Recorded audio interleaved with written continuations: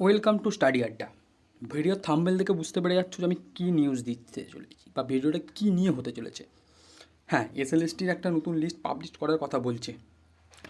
কবে পাবলিশ করবে, কখন পাবলিশ করবে, কী নিয়ে পাবলিশ হবে, বা মাননীয় বিচারপতি যে অমৃতা সিনহা ছিলেন তিনি কী বললেন, প্রার্থীরাই বা কী বলতে চাইছে, হাইকোর্টের ডেডলাইন কী, সব কিছু আমি এই ভিডিওতে বলবো।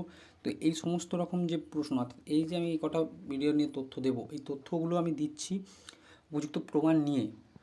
ঠিক আছে, কিছু একটা প্রমাণ পেয়েছি বা গোপন সূত্রে খবর পেয়েছি, তাই জন্য কিন্তু আমি বলছি। তো ভিডিওটা পুরো দেখো, ভিডিওটার সঙ্গে থাকো, সমস্ত রকম ইনফরমেশান পাবে, কী করবে না করবে সব। হ্যাঁ, এই ভিডিওতে আমি কিন্তু 10 নম্বর তার জন্য যে কী বলেছে হাইকোর্ট সেটাও আমি বলবো।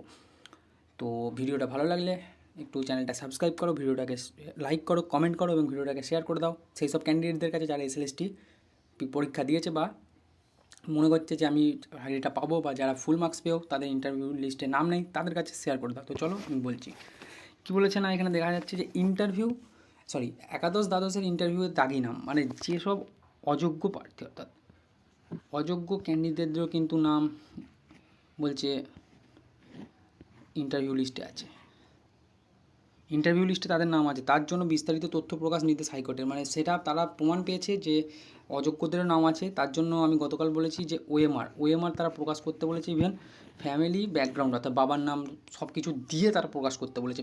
এবং তারা প্রমাণ পেয়েছে যে একাদশ দ্বাদশের ইন্টারভিউ হাইকোর্টে যে দাগিদের নাম আছে তারা প্রমাণ পেয়েছে, সেই জন্য একটা লিস্ট তারা প্রকাশ করতে বলেছে।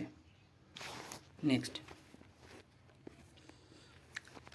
তারপর কি বলছে না, আমি একটু ছোটো করে পড়ি। বলছে ডাক মেলেনি ইন্টারভিউ, ফের সুপ্রিম পথে যোগ্যরা।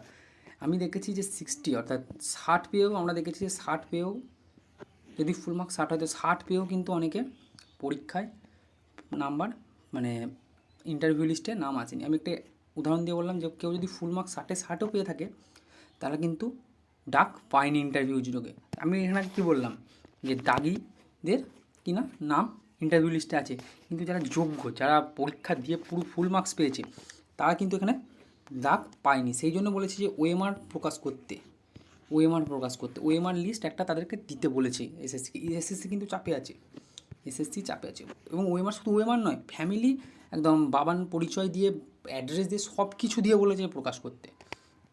নেক্সট, 10 নম্বর নিয়ে কী বলেছে। তো 10 নম্বর নিয়ে হাইকোর্ট এটা বলেছে যে ডেডলাইন দিল হাইকোর্ট কি না, ফের বিতর্কে কেন্দ্রে এসএসসি। অবশ্যই একটা বিতর্কে থাকবে। কি বলেছে না, অভিজ্ঞ প্রার্থীদের জন্য অতিরিক্ত 10 নম্বর বরাদ্দের সিদ্ধান্তকে চ্যালেঞ্জ জানিয়ে কলকাতা হাইকোর্টের দ্বারস্থ হয়েছিল যোগ্য প্রার্থীরা। তাই সাড়া দিয়েছেন বিচারপতি অমৃতা সিনহা। এই সিদ্ধান্তে কারণ জানিয়ে এসএসসিকে নিজেদের অবস্থা স্পষ্ট করতে বলেছে। মানে তাদেরকে ওই যে বললাম ওএমআর সহ লিস্ট প্রকাশ করতে বলেছে, ওএমআর সহ লিস্ট। এসএসসি কী করবে না করবে এখন কিন্তু বুঝতে পারছে না, কিন্তু এসএসসিকে সিদ্ধান্ত দিয়ে দিয়েছে যে এরম লিস্ট প্রকাশ করতে হবে। 10 নম্বর কেন দিচ্ছে, কী জন্য 10 নম্বরের 10 নম্বর যদি দেয় তাহলে তো সেই আগের লিস্টের ব্যক্তি যারা ছিলেন তারাই তো চাকরিটা পাবে, সেটা কিন্তু এখানে বলেছেন। নেক্সট কী বলছে, এখানে কিন্তু ডক্টর অমৃতা সিনহা তিনি বলে দিয়েছেন যে তোমরা ধর্নায় বসো। এই যে বিচারপতির অনুমতি চেয়ে কিন্তু সেখানে সম্মতি দিয়ে দিয়েছে যে অনশনে বসতে। কালকে কিন্তু এটা বলে দিয়েছেন, কারণ কালকে ডক্টর অমৃতা সিনহা জানিয়েছেন যে তিনি কিছু ক্যান্ডিডেটের সঙ্গে কথা বলেছেন যারা বলেছেন যে অযোগ্য লিস্টে অর্থাৎ ইন্টারভিউ লিস্টে কিছু অযোগ্য ব্যক্তির নাম আছে, সেটা কিন্তু তিনি বলেছেন।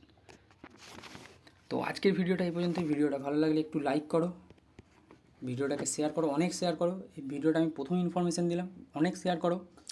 যদি ভিডিওটা ভালো লাগে লাইক করো, কমেন্ট করো, জানাও যে তোমাদের কেমন লাগলো ভিডিওটা এবং কোথা থেকে ভিডিওটা দেখছো সেটা জানাও। এবং কোন টপিক তোমাদের কী টপিকে ভিডিও লাগবে বা কিসের আপডেট লাগবে জানিও। আমি খোঁজ নিয়ে সমস্ত কিছু জানাবো। দেখা হচ্ছে পরের ভিডিওতে। জয় হিন্দ, বন্দে মাতরম।